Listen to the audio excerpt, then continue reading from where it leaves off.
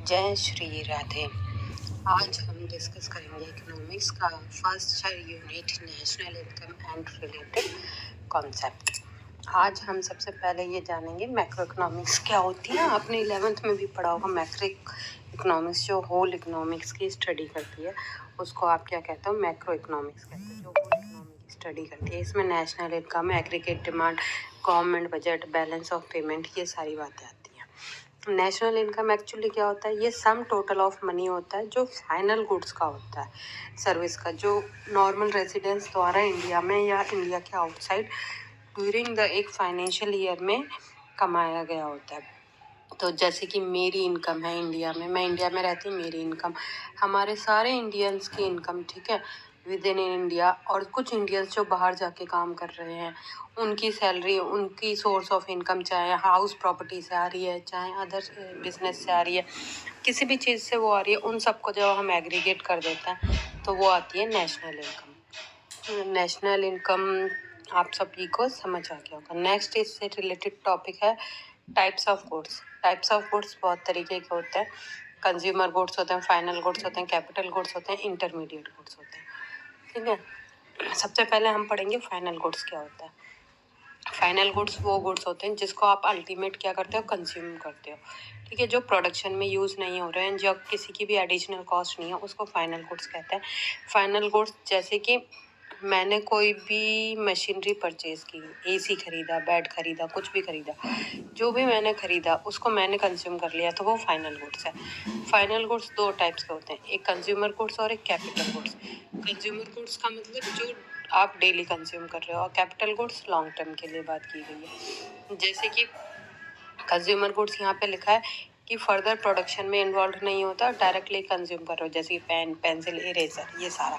और capital goods क्या होता है, जैसे प्रोड्यूसर है, किसी ने मशीनरी परचेज कर ली, ठीक है, तो वो भी किस में आएगा, कैपिटल गुड्स में आएगा। तो आप याद रखें कैपिटल गुड्स हमेशा फाइनल गुड्स होते हैं। तो अगर आपके पास ये स्टेटमेंट आती है कि all capital goods are final goods, तो yes, all capital goods are final goods. क्यों? क्योंकि इनको अल्टीमेट आप क्या कर रहे हो, कंज्यूम कर रहे हो, ठीक है। नेक्स्ट आपका आगे बढ़ते हैं इंटरमीडिएट गुड्स। इंटरमीडिएट गुड्स वो गुड्स होते हैं जिसमें आप क्या करते हो, कुछ समय के लिए, जैसे प्रोडक्शन कर रहे हो, आप पेपर बना रहे हो, या फिर शूज़ की फैक्ट्री है, लेदर यूज़ कर रहे हो, वुड यूज़ कर रहे हो, जो रॉ मटेरियल आपने यूज़ किया। जैसे मैं एक एग्जांपल देती हूँ आपको, मैंने पेप्सी खरीदी और मैंने वो पी ली, तो वो हो गई फाइनल गुड्स, ठीक है। कैंटीन वाले ने पेप्सी खरीदी, या शॉप वाले ने पेप्सी खरीदी या कोक खरीदी और उसको रीसेल कर दिया, बेच दिया, या पेप्सी से कोई नई ड्रिंक बना दी, तो वो होगा इंटरमीडिएट गुड्स।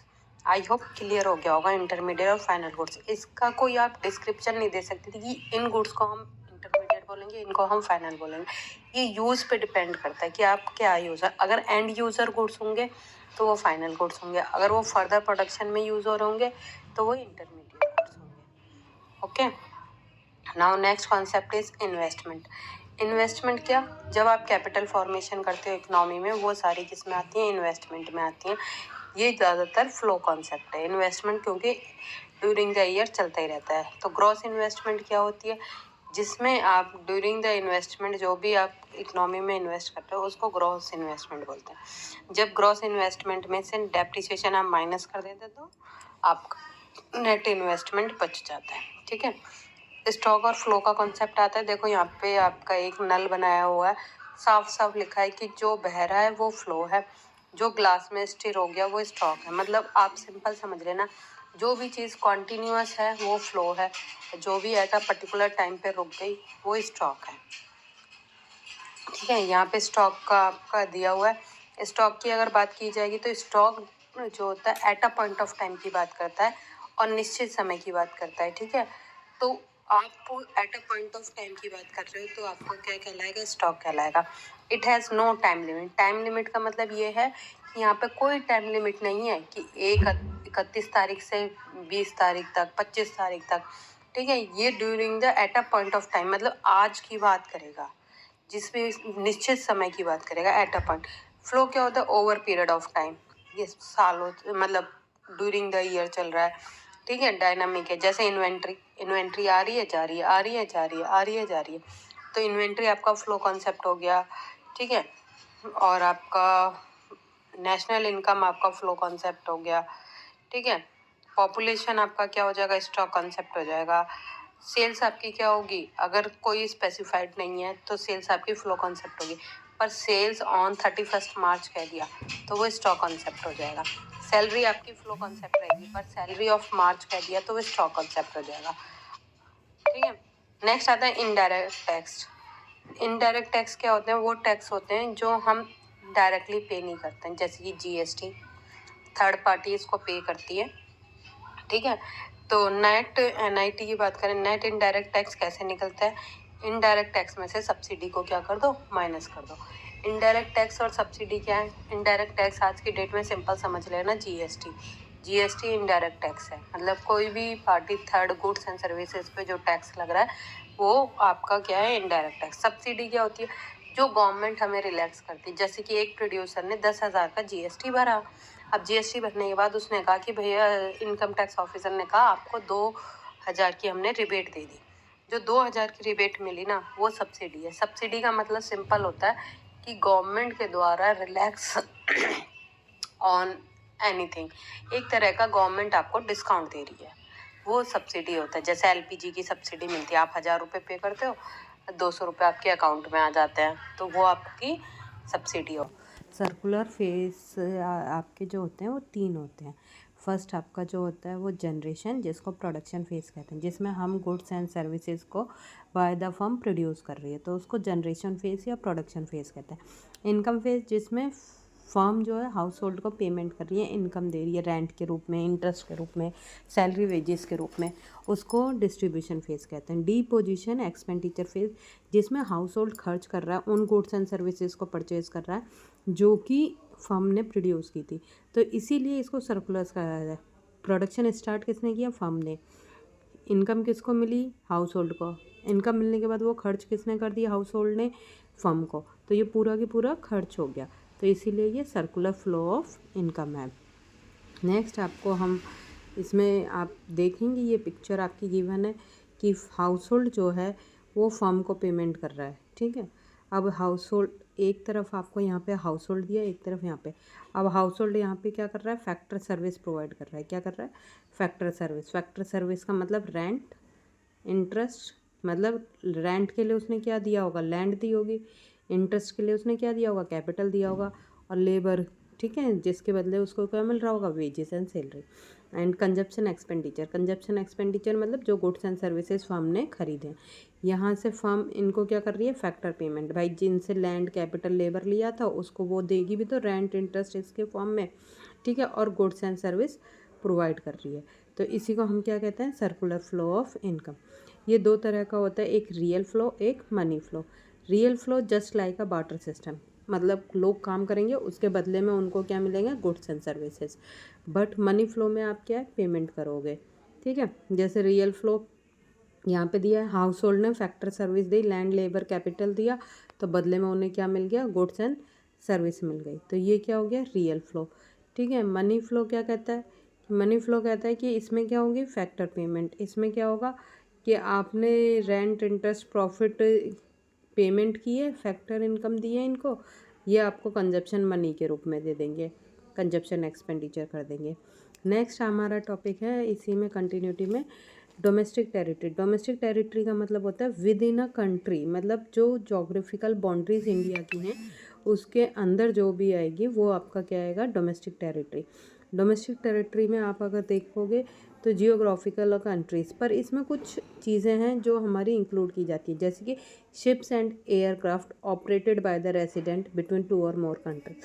हमारे शिप्स, क्राफ्ट, कोई भी चीज़ है जो बाहर सर्कुलेट हो रही है या हमारे शिप्स जा रहे हैं, आ रहे हैं, वो इंडिया के हैं, इंडिया के हैं तो वो इंडिया में आए। फिशिंग वेसल, हमारे कोई भी मछली है, ऑयल है, नेचुरल गैस है, वो भी अगर इंटरनेशनल बाउंड्री के अंदर हमारी आती है तो वो हमारे एक्सक्लूसिव राइट आएंगे। एम्बेसी, एम्बेसी ध्यान रखना, एम्बेसी जहाँ की होती है वहीं की होती है। जैसे इंडिया की एम्बेसी अगर ऑस्ट्रेलिया में है तो वो इंडिया की एम्बेसी में काउंट होगी, अगर ऑस्ट्रेलिया की एम्बेसी यहाँ पर है तो वो ऑस्ट्रेलिया की इनकम में कैलकुलेट करेंगे।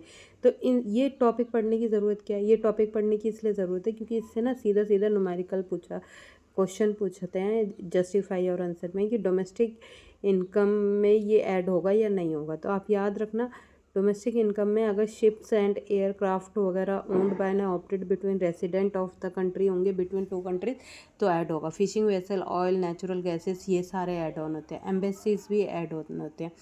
टेरिटरीज आपको यहाँ पे मैंने बता दी, international organisation which are physically located within geographically boundaries of a country, their office a part of international territory.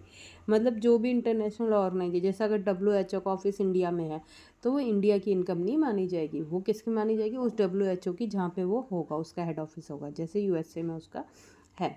Next आ जाओ नॉर्मल रेसिडेंस। नॉर्मल रेसिडेंस क्या कहता है कि नॉर्मल रेसिडेंट कहता है कि a person said to be who ordinarily reside in whose center of the economic interest lies in that country। Normal residence वो person है जो आपका क्या है, इंटरेस्ट, इकोनॉमिक इंटरेस्ट कंट्री में रखता है, जैसे कि both national and non national residing in more than 1 year. आप में से कोई भी पर्सन, चाहे वो इंडिया का हो चाहे ना हो, अगर वो मोर देन 1 ईयर रहा है तो वो नॉर्मल रेसिडेंस होगा। Staff of international bodies treated as normal in resident, जैसे कि स्टाफ ऑफ इंटरनेशनल बॉडीज़ का मतलब क्या है, WHO का कोई पार्ट हो गया, या फिर आपके जो एयरप्लेन चलते हैं, जो भी हो गया। Local employees working in foreign embassy, local employee कोई भी अगर वर्किंग है तो वो नॉर्मल रेसिडेंट माना जाएगा उस पर्टिकुलर कंट्री का। जैसे कि मेरे अमेरिका की एम्बेसी है और इंडियन उसमें काम कर रहे हैं, तो एम्बेसी की इनकम इंडिया की नहीं होगी, पर जो इंडिया का पर्सन एम्बेसी में, अमेरिका एम्बेसी में काम कर रहा होगा, उसका नॉर्मल रेसिडेंट माना जाएगा, क्योंकि उसकी इनकम इंडिया में आ जाएगी। Worker from across the border, ठीक है, अक्रॉस द बॉर्डर है, ठीक है, अगर कोई भी वर्कर बॉर्डर के बाहर काम कर रहा है तो उसकी इनकम भी नॉर्मल रेसिडेंट में वो माना जाता है और इंक्लूड की जाती है। नेक्स्ट आता है कि भाई कौन इंटरनेशनल नहीं होंगे, international body, world bank, health, consider, यहाँ पे अगर कोई भी पर्सन काम कर रहा है तो वो इंटरनेशनल बॉडी का रेसिडेंट माना जाएगा, ना कि इंडिया का। स्टूडेंट, मेडिकल, पेशेंट, स्टडिंग, कहीं पे भी ये स्टे नहीं होगा, स्टडिंग होगा। अब्रॉड में स्टे हैं, ठीक है, नॉर्मल रेसिडेंट वो नहीं माने जाएंगे, ठीक है। तो host of the country is more than 1 year, resident of their home country. तो जो भी, जैसे इंडियन कोई बाहर पढ़ने गया है तो वो भी आपका क्या होगा, इंडियन माना जाएगा, ना कि वो अमेरिका का सिटीज़न हो जाएगा या रेसिडेंट माना जाएगा। नेक्स्ट मोस्ट इंपॉर्टेंट कॉन्सेप्ट आता है मार्केट प्राइस। मार्केट प्राइस से आप क्या करते हो, फैक्टर कॉस्ट। देखो फैक्टर कॉस्ट में ना टैक्स इंक्लूड नहीं है, ये बात रखना। मतलब मेरा प्रोडक्ट, अगर मैंने कोई 100 रुपये की चीज़ बनाई और 100 रुपये की चीज़, वो उसमें सिर्फ कॉस्ट है, मतलब जो भी कॉस्ट लगी 100 रुपये की कॉस्ट लगी, प्रॉफिट मिला के, तो वो फैक्टर कॉस्ट में होगी। उसमें अगर मैंने 10 रुपये टैक्स पे कर दिया, ठीक है, तो वो टैक्स मेरा मार्केट प्राइस में इंक्लूड हो जाएगा। तो मार्केट प्राइस का मतलब मेरे इरादे से समझ गए होंगे, मार्केट प्राइस में टैक्स इंक्लूड होता है, फैक्टर कॉस्ट में टैक्स इंक्लूड नहीं होता। तो हमें अगर मार्केट प्राइस चाहिएगा तो factor cost plus indirect tax. Next NIT की बात होती है। NIT कैसे निकलता है मैंने अभी डिस्कस भी किया है लास्ट वीडियो में, इनडायरेक्ट टैक्स माइनस सब्सिडी, ठीक है। फैक्टर कॉस्ट इस तरह से निकाल देंगे। अब यहाँ ध्यान, नेक्स्ट टॉपिक पे ध्यान देना, नफिया। नफिया क्या होता है? नफिया होता है बेटा जिसमें आप देखो, दो हमारे, मैं आपको एक एग्जांपल से बताती हूँ। जैसे कि मैं इंडियन हूँ, मेरे कुछ पर्सन या मेरे कुछ फैमिली मेम्बर बाहर जाके काम कर रहे हैं, तो वो भी इंडिया की इनकम हुई। अब वो इंडिया की इनकम हुई तो वो फ्रॉम अब्रॉड होती है, फैक्टर इनकम फ्रॉम अब्रॉड, जो बाहर काम कर रहे हैं। अब कुछ बाहर के लोग आके हमारे इंडिया में काम कर रहे हैं तो वो फैक्टर इनकम टू अब्रॉड होती है। तो सिंपल सी बात है, जो हमने पे किया उसको माइनस कर दो, और जो हमें मिला होगा बाहर से, जितनी भी इनकम आई फॉरेन से, वो ऐड कर दो। तो factor income from abroad minus factor income to abroad, तो नफिया निकल जाता है आपका। नफिया इस तरह से कैलकुलेट हो जाता है। वैल्यू ऑफ आउटपुट आपकी इंटरप्राइजेस का, गुड्स एंड सर्विसेज के जो भी आपका मिलता है। 3 गोल्डन रूल्स हैं यहाँ पे, ये मोस्ट इंपॉर्टेंट है अगर आपको नेशनल इनकम के न्यूमेरिकल सॉल्व करने हैं, ठीक है। ग्रॉस से कभी भी नेट पे जाना होगा, मतलब ग्रॉस से अगर मुझे नेट पे जाना है तो प्लस का डेप्रिसिएशन, और अगर इससे मुझे इस पे आना है तो माइनस का डेप्रिसिएशन। फिर मार्केट से मुझे अगर फैक्टर कॉस्ट पे जाना है तो प्लस का,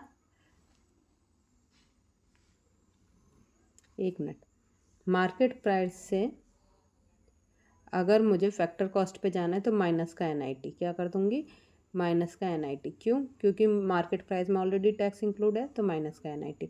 और इधर आना है मुझे मार्केट प्राइस पे तो प्लस का NIT। और नेशनल प्रोडक्ट से मुझे इस पे जाना है डोमेस्टिक पे। नेशनल प्रोडक्ट का मतलब ये है कि मेरी इनकम जो फ़ॉरेन में है ना उसे भी इंक्लूड कर दो, तो नेशनल प्रोडक्ट में प्लस नफ़िया हो जाता है। मुझे अगर यहाँ पे आना होगा, इससे यहाँ आना होगा तो प्लस का नफ़िया, और इससे यहाँ जाना होगा तो माइनस का नफ़िया। मतलब डोमेस्टिक इनकम का मतलब इंडिया की इनकम जो इंडिया की टेरिटरी के अंदर आई है, तो वो डोमेस्टिक इनकम के लिए आप बाहर की इनकम नहीं लोगे, फॉरेन इनकम नहीं लोगे, तो उसे माइनस कर दोगे। और नेशनल इनकम का मतलब है कि जो इंडियन बाहर भी रह रहे हैं उनको भी ऐड ऑन कर दो, तो नफ़िया ऐड ऑन हो जाएगा। इस तरह से ये 3 बेसिक गोल्डन रूल हैं। Expenditure method. एक्सपेंडिचर मेथड क्या होता है? देखो, इनकम, नेशनल इनकम कैलकुलेट करने का अनदर मेथड है जिसमें आपका बेसिकली आपको जो याद रखना है C plus I plus G plus net export, जिसको मिला के हमें क्या मिल जाता है, GDP एट MP। देखो, C फॉर कंजप्शन एक्सपेंडिचर जो कि आपका हाउस होल्ड होता है, I फॉर इन्वेस्टमेंट एक्सपेंडिचर जो कि ग्रॉस डोमेस्टिक कैपिटल फॉर्मेशन होता है, और G फॉर गवर्नमेंट। देखिए यहाँ एक एक करके हम एक्सप्लेन करेंगे। पहला है आपके पास प्राइवेट एक्सपेंडिचर, वो होता है जो हाउस होल्ड खर्च करता है, जैसे मैं, आप, कंज्यूमर खर्च कर रहे हैं, ठीक है। नेक्स्ट है गवर्नमेंट एक्सपेंडिचर जो कि जैसे रोड बनवाने में, रेलवे बनवाने में, फ्लाईओवर, गवर्नमेंट स्कूल, इस पे जो भी खर्चा होता है उसको गवर्नमेंट एक्सपेंडिचर कहते हैं। नेक्स्ट आता है ग्रॉस डोमेस्टिक कैपिटल फॉर्मेशन, ये प्राइवेट करता है इन्वेस्टमेंट के लिए, गवर्नमेंट भी कर सकता है, ठीक है। मोस्टली ये प्राइवेट के द्वारा किया गया है। नेक्स्ट एक्सपोर्ट आता है, एक्सपोर्ट माइनस इम्पोर्ट, ठीक है। ग्रॉस डोमेस्टिक कैपिटल फॉर्मेशन में यहाँ पे 2 पार्ट दिए गए, ग्रॉस डोमेस्टिक फिक्स कैपिटल और इन्वेंट्री। अगर आपके पास gross domestic fixed capital formation, अगर आपके पास कभी भी फिक्स्ड कैपिटल लिखा हुआ मिले तो उसमें चेंज इन स्टॉक को क्या करना, ऐड ऑन कर देना, जो कि आपका यहाँ पे गिवन है। जैसे कि इन दोनों को ऐड ऑन करके हमें क्या मिल जाएगा, ग्रॉस डोमेस्टिक कैपिटल फॉर्मेशन, ठीक है। यहाँ पे भी आपका दे रखा है कि कैसे निकालना है gross domestic fixed capital formation, ठीक है। इसका पार्ट दिया हुआ है कि फिक्स्ड इन्वेस्टमेंट के साथ कंस्ट्रक्शन इन्वेस्टमेंट, पब्लिक इन्वेस्टमेंट कर रखी हो, और चेंज इन स्टॉक कैसे निकलेगा, क्लोजिंग माइनस ओपनिंग। तो ये सारी बातें इसमें गिवन है। नेक्स्ट आ जाओ, यहाँ पे आपका मेंशन है कि GDCF कैलकुलेशन फार्मूला कैसे होगा। अगर फिक्स्ड कैपिटल आपको दे रखा है तो उसमें इन्वेंट्री का चेंज क्या कर दो, ऐड कर दो। अगर नेट दे रखा है तो उसमें डेप्रिसिएशन दे दो। एक और चीज़ कर सकते हैं, जैसे इन सबको ऐड करके हमें क्या मिलता है, GDP एट MP। पर अगर आपके पास कभी भी नेट डोमेस्टिक कैपिटल फॉर्मेशन दे रखा हो, ठीक है, तो इसको सीधा ऐड कर देना, और नेशनल इनकम कैलकुलेट करने की करें तो एक काम करना, C plus I plus G, ठीक है, प्लस नेट एक्सपोर्ट, ठीक है। और ये जो आई है ना इन्वेस्टमेंट, अगर ये नेट वाला लिया है आपने तो सीधा जो GDP एट MP आता है उसकी जगह पे आ जाएगा NDP एट MP। क्या आ जाएगा, NDP एट MP। फिर इसके बाद आप NNP एट FC निकाल दोगे। क्या निकाल दोगे, NNP एट FC। तो यहाँ पे डेप्रिसिएशन की कैलकुलेशन बच जाएगी अगर आप इस तरह से करते हो। अगर आपको ये मेथड समझ नहीं आता है तो आप इस तरह से कर सकते हो कि पहले क्या करो, cross domestic fixed capital formation में नेट डोमेस्टिक अगर दे रखा है तो नेट डोमेस्टिक कैपिटल फॉर्मेशन में डेप्रिसिएशन ऐड कर दो, तो आपको क्या मिल जाएगा, GDP एट FC। क्या मिल जाएगा, GDCF मिल जाएगा। क्या मिल जाएगा, GDCF मिल जाएगा। अब GDCF का क्या, अगर फिक्स्ड लग गया इसके साथ तो depreciation plus change in stock कर दो। नेट डोमेस्टिक है fixed capital formation plus depreciation, क्योंकि नेट को ग्रॉस में चेंज करना है, प्लस इन्वेंट्री आप यहाँ पे आई क्या है, चेंज इन स्टॉक, ठीक है। नेक्स्ट आते हैं स्टेप एक्सपेंडिचर मेथड के लिए क्या क्या करना चाहिए। तो वही है आपका कि पहला आप house hold final consumption expenditure को ले लो, फिर उसके बाद आप एक्सपोर्ट को ले लो, इन सबको ऐड कर दोगे तो आपको GDP एट MP मिल जाएगा। इसके बाद अगर नेशनल इनकम निकालनी है तो 3 बेसिक फार्मूले लगाओ। ग्रॉस से नेट के जाने के लिए डेप्रिसिएशन माइनस कर दो, डोमेस्टिक से नेशनल आने के लिए नफिया प्लस कर दो, MP से FC आने के लिए NIT को माइनस कर दो। नेक्स्ट आता है एक्सपेंडिचर मेथड के प्रिकॉशंस क्या क्या लेने चाहिए। तो प्रिकॉशंस आपके यहाँ पे गिवन है। जैसे इंटरमीडिएट गुड्स को हम इंक्लूड नहीं करते हैं, एक्सक्लूड करते हैं, ठीक है। ट्रांसफ़र पेमेंट किसी भी तरह की नहीं आएंगी अगर आपने दे दी हैं तो। Purchase of second hand goods अगर आपने किया है तो भी नहीं आएगा। Purchase of financial asset, shares, bond, debenture, अगर कुछ भी आपने ख़रीदा है तो उसको भी हम इंक्लूड नहीं करते हैं नेशनल इनकम में, ठीक है। नेक्स्ट आता है एक्सपेंडिचर मेथड की कैलकुलेशन। तो यहाँ पे आपके पास एक्सपेंडिचर मेथड की कैलकुलेशन दे रखी है कि प्राइवेट, गवर्नमेंट और ग्रॉस डोमेस्टिक कैपिटल और नेट एक्सपोर्ट को प्लस कर दोगे तो जीडीपी एट एमपी आ जाएगा। जीडीपी एट एमपी जो आएगा उसमें डेप्रिसिएशन और एनआईटी प्लस कर दोगे तो एनडीपी एट एफसी आ जाएगा। इसमें अगर डोमेस्टिक इनकम ऐड कर दोगे, नफिया ऐड कर दोगे तो आपको क्या मिल जाएगा, नेशनल इनकम। माइनस है यहाँ पे, ठीक है, ये माइनस है यहाँ पे, ये माइनस करना है, ये प्लस करना है। क्लियर। चलें अब आगे चलते हैं। नेक्स्ट आपको दे रखा है conversion of national income at a current price और constant price. National income at current price, जैसे कि मेरी नेशनल इनकम इस टाइम पे मैंने 100 यूनिट बनाई और प्राइस चल रहा है मेरा 120, तो नेशनल इनकम 100 मल्टीप्लाई 120 या 12, तो 12 से अगर मल्टीप्लाई कर दूँगी तो 1200 मेरा आएगा national income at current price. Constant price base year पे, जैसे कि मैंने 100 यूनिट बनाई और बेस ईयर का प्राइस अभी 10 है, भले ही 12 चल रहा है, कोई फ़र्क नहीं पड़ता। जब हम कांस्टेंट प्राइस पे निकालते हैं तो हमेशा बेस ईयर का प्राइस निकालते हैं। तो जो बेस ईयर का प्राइस होगा वो क्या हो जाएगा आपका, कांस्टेंट प्राइस पे। तो ज़्यादातर उसको हम कहते हैं रियल जीडीपी। जब हम कांस्टेंट प्राइस पे जीडीपी कैलकुलेट करते हैं तो उसको हम कहते हैं रियल जीडीपी। जब हम करंट प्राइस पे जीडीपी कैलकुलेट करते हैं तो उसको हम कहते हैं नॉमिनल जीडीपी। यही यहाँ पे लिखा है कि when we are GDP given in a year is estimated on the basis of the price of the same year. Same year का मतलब यहाँ पे यही है, करंट प्राइस क्या है, करंट प्राइस। जब बेस ईयर पे निकालोगे तो वो क्या हो जाएगा, रियल जीडीपी। क्या हो जाएगा वो, रियल जीडीपी, ठीक है। जीडीपी डिफ्लेटर क्या होता है, अब यहाँ से एक क्वेश्चन एग्जाम में आ जाता है, कभी फॉर्मूला पूछ देगा कुछ भी। तो नॉमिनल जीडीपी अपॉन में real GDP multiply 100। Real GDP कैसे निकालोगे, nominal GDP divided by price index multiply 100। और नॉमिनल पूछ ले तो रियल जीडीपी डिवाइडेड बाय, मतलब कुछ भी पूछ ले तो उसको ही रख देना। अगर रियल पूछे तो नॉमिनल जीडीपी रख देना, और अगर नॉमिनल पूछे तो रियल जीडीपी रख देना। इस तरह से आप कैलकुलेट कर सकते हैं। लास्ट क्वेश्चन मोस्ट इम्पॉर्टेंट पूछा जाता है कि जीडीपी जो है वेलफेयर है या ट्रू रिफ्लेक्टर है या नहीं। तो जीडीपी देखो, index of welfare of the people तो है, generally greater welfare of the people भी होता है, पर ये स्टेटमेंट 100% ट्रू है ये हम नहीं कह सकते, क्योंकि जीडीपी कहीं ना कहीं इकोनॉमी का रिफ्लेक्टर तो है, बट 100% ट्रू है इस बात की कोई गारंटी नहीं है। तो इसके कुछ लिमिटेशंस हैं, वो ये है। और एग्ज़ाम में मोस्ट इम्पॉर्टेंट क्वेश्चन है फ्रीक्वेंट आस्क्ड क्वेश्चन। एक्सटर्नलिटीज़ क्या होता है, it refer to the benefit. Externalities वो होती हैं चाहे हार्म हो चाहे बेनिफिट हो, ठीक है, बेनिफिट एक्टिविटी हो जो फर्म ने की हो, किसने की हो, फर्म में, और पर इसके लिए कोई पेड नहीं होता, आप पेड नहीं कर रहे, ठीक है। ये दो तरह की होती हैं, एक पॉजिटिव और एक नेगेटिव। पॉजिटिव एक्सटर्नलिटीज़ वो होती हैं जो बेनिफिट करती हैं, ठीक है, अदर्स को, जैसे कि पार्क खुलवा दिया, ठीक है, हॉस्पिटल में गेमिंग जोन करवा दी, ठीक है, वो सारी। नेगेटिव एक्सटर्नलिटीज़ क्या होती हैं, जो हार्म करती हैं, जैसे कि वर्किंग एनवायरनमेंट अच्छा नहीं है, वो सारा। तो वो एक्सटर्नलिटीज़ जीडीपी होती हैं, ठीक है। और भी हैं जैसे डीकम्पोजिशन ऑफ जीडीपी। जीडीपी कभी भी पॉपुलेशन को ध्यान में नहीं रखता, नॉन मॉनेटरी एक्सचेंज को ध्यान में नहीं रखता, ठीक है। Non monetary exchange like kitchen gardening, ये सब इन सब को नहीं इंक्लूड करता है। हमेशा जीडीपी जो है प्राइस को ध्यान में रख के नहीं किया जाता है, इन्फ्लेशन रेट को नहीं मेज़र करता है। कभी कभी प्राइस बढ़ने की वजह से भी जीडीपी बढ़ के आ जाती है, चेंज इन प्राइस की वजह से भी आ जाती है जीडीपी बढ़ के। तो ये सारे फैक्टर्स हैं, लिमिटेशंस हैं, जो कि एग्ज़ाम में मोस्ट फ्रिक्वेंटली पूछे जाते हैं। तो अगर आपका आता है तो yes it is does reflect some index of economic welfare, so it is can importance can not be overlooked. उसकी इम्पोर्टेंस को भी आप, जीडीपी की इम्पोर्टेंस को ये नहीं कह सकते जीडीपी निकालना बेकार है। जीडीपी काफ़ी हद तक सही है, बट 100% एक्यूरेट नहीं है।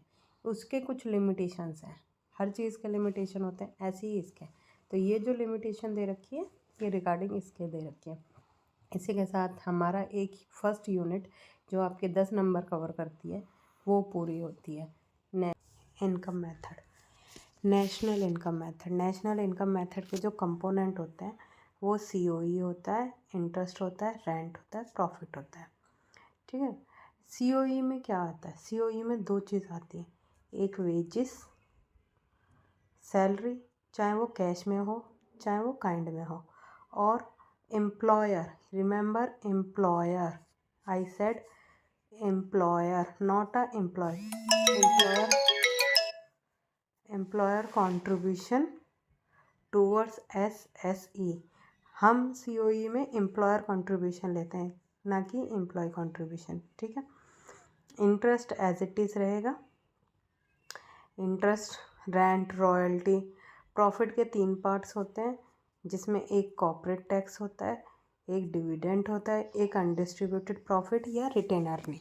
ठीक है। डिविडेंड वो पार्ट जो हमने शेयर होल्डर को नहीं दिया होता है या देने वाले होते हैं। ठीक है। अनडिस्ट्रीब्यूटेड प्रॉफिट वो प्रॉफिट जो हमने अपने पास रख लिया हो, सब किसके अंदर आता है? प्रॉफिट के अंदर आता है। तो यहाँ पे आपको मेंशन है कि COE क्या होता है। COE refers to the amount paid employees by the employer. Employee ने कोई भी अमाउंट एम्प्लॉय को पे किया है तो वो COE में आएगा। इसमें 3 आते हैं, salary in cash, salary, wages in kind, employer contribution, जो मैं अभी आपको बता चुकी हूँ। ऑपरेटिंग सरप्लस क्या होता है? ऑपरेटिंग सरप्लस होता है रेंट, इंटरेस्ट, प्रॉफिट, इन 3 को ऐड कर देते हैं तो हमारा ऑपरेटिंग सरप्लस बन जाता है। रेंट आपको पता है क्या होता है? रेंट आप लैंड पे, बिल्डिंग पे देते हो। रॉयल्टी क्या होती है? जो लीज़ पे दिया जाता है, कोई भी, जैसे सॉइल लीज़ पे दे दी। ठीक है। कभी कभी हम बुक कोई प्रिंट करवाते हैं तो उसके लिए भी रॉयल्टी मिलती है। इंटरेस्ट हो गया। ठीक है। प्रॉफिट हो गया। प्रॉफिट के 3 पार्ट्स हैं, corporate tax, business tax, profit tax, dividend और undistributed profit, saving for private, ये रिजर्व एंड सरप्लस। ये सारे नाम लिखे हैं जो कभी कभी आपको एग्ज़ाम में देखने को मिल जाएंगे कि इस नाम से नहीं तो इस नाम से होगा, तो ये आप थोड़ा ध्यान रखेंगे। Mixed income as it is रहती है। आपको एग्ज़ाम में ज़्यादा मिक्स्ड इनकम के बारे में नहीं दिया होता है, पर मिक्स्ड इनकम होती क्या है? जो भी इनकम हमें, चाहे किसी बार्बर की इनकम हो, चाहे फार्मर की हो, ठीक है, चाहे रिटेलर, स्मॉल की, बहुत सारी इनकम जो भी हमें कहीं और सोर्स से मिल रही हैं, वो सब मिक्स्ड इनकम में आ जाता है। नेक्स्ट आते हैं इसको कैलकुलेट कैसे करते हैं। तो इसको कैलकुलेट करने का मेथड यहाँ पे है कि COE को प्लस कर दो, OS को प्लस कर दो, मिक्स्ड इनकम को, तो आपको क्या मिल जाता है? NDP@FC। रिमेंबर, हमें इनकम मेथड से हमेशा NDP@FC आता है। ये बात आप याद रखेंगे कि इनकम मेथड से हमें क्या मिलता है? NDP@FC। प्रिकॉशंस क्या क्या लेने चाहिए? एग्जाम में मोस्ट फ्रिक्वेंट आस्क्ड क्वेश्चन है कि precautions while taking the income method या national income calculating by the income method. तो ट्रांसफ़र इनकम इंक्लूड नहीं होती, ये बात ध्यान रखेंगे। Sales of second hand goods नहीं है, मैंने अपनी एक्टिवा बेच दी, वो इंक्लूड नहीं होगा सेकंड हैंड गुड्स। ठीक है। ओरिजिनल सेल्स इंक्लूड की जाती है। Income from sales of share, bond, debenture, इनको मैं कहीं भी बेच दूँ, शेयर्स, बॉन्ड, डिवेंचर, वो भी इंक्लूड नहीं होगा। कहीं से भी मुझे वाइंडफॉल गेन हो गया, लॉटरी से हो गया, एनीथिंग एज से हो गया, तो वो भी इसमें इंक्लूड नहीं होगी। ये प्रिकॉशंस हैं नेशनल इनकम के। ये एग्ज़ाम में बहुत बार पूछे गए हैं, तो आप थोड़ा सीरियस होके ध्यान देंगे। इनकम मेथड मैंने अभी आपको डिस्कस कर चुकी हूँ सारा, कि COE में क्या क्या आता है। ठीक है। Rent, interest, profit, corporate tax, ये सब क्या आता है। अच्छा, एग्ज़ाम में ना एक बार ये बोर्ड में क्वेश्चन पूछा गया है कि इनकम फ्रॉम प्रॉपर्टी और इनकम फ्रॉम एंटरप्रेन्योरशिप। तो इनकम फ्रॉम प्रॉपर्टी जो होता है ना, वो रेंट और इंटरेस्ट होता है, क्योंकि कैपिटल दे दिया वो। पर एंटरप्रेन्योरशिप में प्रॉफिट, कॉर्पोरेट टैक्स, ये सारा आ जाता है। ठीक है। तो ये बात याद रखेंगे। इंटरेस्ट आपका किस में आता है? Mixed income. यहाँ पे आपको कैलकुलेशन दिखाई गई है कि अगर हम, जैसे COE मैंने क्या ले लिया? 100 ले लिया। ठीक है। रेंट, रॉयल्टी मैंने 10 ले लिया, इंटरेस्ट मैंने 10 ले लिया, प्रॉफिट मैंने 10 ले लिया, मिक्स्ड इनकम मैंने ले ली 10। तो ये कितनी आ जाएगी? 100, 110, 120, 130, 140। तो मेरी डोमेस्टिक इनकम कितनी हो जाएगी 140, ठीक है, NDP एट FC। अब मुझे किस पे आना है, नेशनल इनकम पे। तो नेशनल इनकम आने के लिए मैं क्या कर दूँगी, नफ़िया को प्लस। तो जैसे नफ़िया दिया गया है 10, ठीक है, नफ़िया कितना गया है 10, तो मेरी नेशनल इनकम कितनी हो गई 150। तो इस तरह के आपके न्यूमेरिकल एग्ज़ाम में देखने को मिल सकते हैं। और याद रखना कि अगर हमें प्रॉफिट दिया होगा तो हमें डिविडेंड, कॉर्पोरेट टैक्स और अनडिस्ट्रीब्यूटेड प्रॉफिट को ध्यान में नहीं देना। अगर ऑपरेटिंग सरप्लस दिया होगा तो रेंट, इंटरेस्ट, प्रॉफिट इनको ध्यान में नहीं देना। तो अगर हमें बड़ा आइटम दिया होगा तो हमें छोटे आइटम को नहीं देखना है, मतलब अगर बड़ी मछली मिलेगी तो छोटी मछली को छोड़ देना। ये बात आप याद रखना, क्योंकि बड़ी मछली से ही पेट भर जाएगा, ज़रूरी नहीं है और लेना। तो याद रखना इसमें डेप्रिसिएशन की ज़रूरत नहीं थी, क्योंकि NDP एट FC मिल रहा है, तो नेशनल इनकम के लिए NNP एट FC आ जाएगा। वैल्यू एडेड मेथड का मतलब होता है जिसमें वैल्यू पुट ऑन की गई हो। जैसे कि सपोज़ करो मैंने 100 रुपये का रॉ मटेरियल ख़रीदा, 10 रुपये उसमें कॉस्ट लगाई और फिर उसके बाद मार्केट में मैंने वो 110 में बेच दिया। तो यहाँ पे आप क्या करोगे, इंटरमीडिएट, मतलब जो 100 रुपये का ख़रीदा तो 110 का बेचा, 110 में से 100 IC आप माइनस कर दो, इंटरमीडिएट कंजप्शन माइनस कर दो, जो वैल्यू एडिड किया आपने 10 रुपये, उस पे हम इनकम कैलकुलेट करते हैं, उसको हम निकालते हैं वैल्यू ऑफ आउटपुट। अब इसमें हम यही देखेंगे कैसे निकालते हैं। देखिए इसमें आपके पास दे रखा है कि सबसे पहले हम सेल्स देखते हैं। तो सेल्स जो होती है वो डोमेस्टिक, एक्सपोर्ट, क्वांटिटी, सारी सेल्स होती है। चाहे हमारी डोमेस्टिक सेल्स हो चाहे हमारा एक्सपोर्ट हो, सारी सेल्स आएगी। Change in stock, closing minus opening. Intermediate यहाँ पे सिर्फ परचेज ऑफ रॉ मटेरियल होता है, मशीनरी वगैरह नहीं होती। अगर आपने मशीनरी परचेज़ की हो तो उसको कैलकुलेट नहीं करते हैं, ठीक है। और जैसे कि GAV हो गया। अब इस वैल्यू एडिड जो आता है वैल्यू ऑफ आउटपुट होता है, ठीक है, value of output minus intermediate consumption, तो वैल्यू एडिड निकल जाता है। इसी वैल्यू एडिड पे हमारा क्या निकलता है, GAV। जब हम जैसे A और B दो फॉर्म है तो दोनों की वैल्यू एडिड को ऐड कर देंगे तो हमारे पास क्या आ जाएगा, GAV at MP। GAV at MP आके फिर हम क्या कर सकते हैं, इसमें बेसिक फार्मूला लगा सकते हैं, जो बेसिक फार्मूला आप यूज़ करते हैं। प्रिकॉशंस क्या क्या लेने चाहिए हमें while we are taking the value added method. तो सबसे पहला प्रिकॉशंस है कि आप इसमें किसी भी तरह का डबल अकाउंटिंग गुड्स नहीं होते, ठीक है, आइटम को 2 बार इंक्लूड नहीं करते। Sales and purchase of second hand goods नहीं आते, ठीक है। Production of service for self consumption ये इंक्लूड नहीं होती। आइटम कौन से इंक्लूड किया जाता है, देखो प्रोडक्शन ऑफ सेल्फ सर्विस नहीं इंक्लूड की जाती, बट आपके production for the self consumption include किया जाता है, जिसमें इम्प्यूटेड ओनर फंड भी आपका इंक्लूड किया जाता है। चेंज इन स्टॉक जैसे इंक्लूड किया जाएगा, ठीक है। प्रॉब्लम ऑफ डबल अकाउंटिंग कैसे अवॉइड कर सकते हैं, तो प्रॉब्लम ऑफ डबल अकाउंटिंग आप अवॉइड कर सकते हो फाइनल आउटपुट मेथड यूज़ करके या फिर वैल्यू एडिड मेथड यूज़ करके। या तो आप फाइनल आउटपुट पे GDP कैलकुलेट करो या वैल्यू एडिड मेथड पे, जैसे वैल्यू एडिड मैंने अभी आपको बताया। जैसे मैंने आपसे कहा कि जैसे कि सपोज़ करो फर्म एक है तो सेल्स हो गई, सेल्स प्लस एक्सपोर्ट, ठीक है, प्लस चेंज इन स्टॉक, ठीक है, इन सबको ऐड करके चेंज इन स्टॉक, फिर इसमें से आप क्या कर दो, purchase of raw material IC माइनस कर दोगे तो ये आ जाता है आपका वैल्यू एडिड। इसी वैल्यू एडिड को कहते हैं GVA, value added at MP, ठीक है। इसके बाद आप 3 गोल्डन रूल लगा दोगे जो मैंने प्रीवियस क्लास में डिस्कस किए हैं। GAV एट MP एक बार आपका आ गया तो GAV एट MP के बाद आप क्या करो, गोल्डन रूल लगा दो, गोल्डन रूल से आपका निकल जाए। अब जैसे इसमें मैंने A लिया, इसमें फर्म B भी हो सकती है, C भी हो सकती है। कभी कभी आपको दिया होगा कि प्राइमरी सेक्टर और उसका ये है, प्राइमरी, टर्सरी और सेकेंडरी का, तो 3 सेक्टर्स के ऐड ऑन कर दो। इस तरह से न्यूमेरिकल सॉल्व हो जाएंगे। अगर फिर भी कोई क्वेरी हो, कोई डाउट हो, you can comment on this video. I will explain each and every concept. Thank you.